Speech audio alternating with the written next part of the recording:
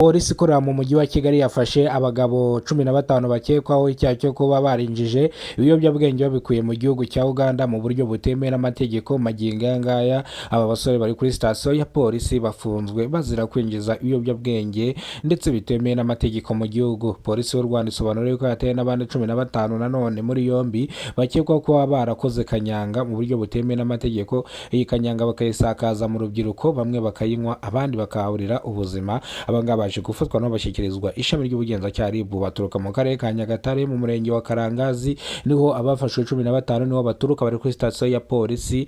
Magingo aya ngaya rero bakurikiranwe icyaha cyo kuba bateka kanyanga kandi ikindi bakanayishora ku isoko ry'umwuga, abandi barangiza bakanayinywa ndetse bakisanga mu bikorwa by'ubugizi bwa nabi abayinyweye. Polisi ikorera mu mujyi wa Kigali isobanura yuko hano Nyabugogo hafatiwe abagabo 7 bafite urumogi ndetse barutwaye mu buryo butemewe n'amategeko. Ubwo urumogi bari barutwaye mu buryo butemewe n'amategeko ni ukuhe rero? Bafashe urumogi barushyira kuri moto ndetse haramo hasi baracukura bashyiramo urumogi, nibwo baje gufatwa n'amamoto yabo barahagarikwa. Mu guhagarikwa moto barazicakaza basangamo urumogi, bahise bafatwa batabwa muri yombi. Igicukiro Gahanga ntaje gufatwa abagabo 5 bafite urumogi rungana n'ibiro 15.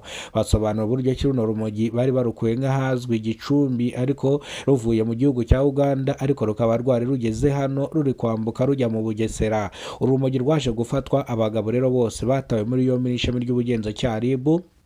No munsi rero polisi yakoze gahunda yo gutwika bino biyobyabwenge byose byagiye bifatwa mu gihe kigiye gitandukanye. Ibiyobyabwenge babishyize ku karubanda barabitwika. Ni mu gihe polisi y'u Rwanda ikorera mu mujyi wa Kigali no mu ntara zose zigize umujyi wa Kigali zivuga yuko umuntu wese uzafatirwa mu bikorwa by'ubugizi bwa nabi, mu bikorwa byo gucuruza fraude, bose bazahanwa. Abangaba bafashwe, bamwe bakatiwe igifungo cy'imyaka 5 n'ihazabu ry'amafaranga, abandi igifungo cy'imyaka 3.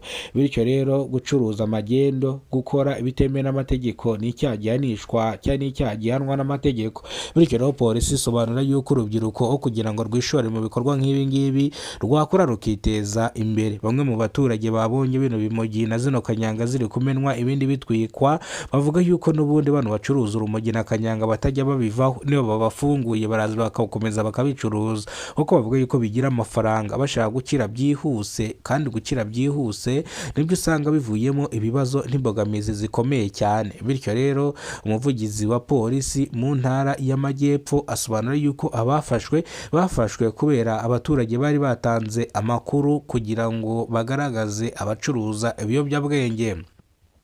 Hano mu mujyi wa Kigali naho abafashwe ni amakuru abaturage batanze. Bityo abaturage barasabwa kujya batanga amakuru ahantu babonye abaginga nk'aba bari gucuruza ibiyobyabwenge mu buryo butemewe n'amategeko. Ibi ngibi bizatuma igihugu cyacu cy'u Rwanda gihashya ibiyobyabwenge ndetse urubyiruko rukisanga rutari mu biyobyabwenge, aho usanga urubyiruko rwinshi ruri kunywa ibiyobyabwenge, inzoga zitemewe n'amategeko, izo za kanyanga n'urwo rumogi, ugasanga nibyo biri kwangiza urubyiruko rw'u Rwanda. Ugasanga umuntu yarashonze yasizemo ahagaze, ukibaza icyo yabaye, kumbe n'ibimogi n'ibyo biyoga yirirwa yiyahuza.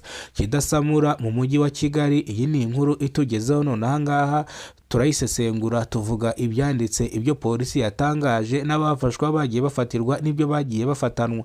Ibi byose byateranyirijwe hamwe biza gutwikwa ku iki gicamunsi hari ku itariki 22 z'ukwezi kwa 5 2026, nibwo bino biyobyabwenge byaje gutwikirwa ku ruhame ku karubanda byangizwa. Ababikora cyangwa ababifatanwe bose batawe muri yombi n'ishami ry'ubugenzacyaha RIB. Kidasamura mu mujyi wa Kigali, turabakunda, Imana ibarinde ibahereze ubuzima buzira umuze. Uwakoze Sabu uruw'agaciro, ibyo tugezeho niwe tubikesha, ibyo twenda kugeraho niwe tubikesha. Thank you so much.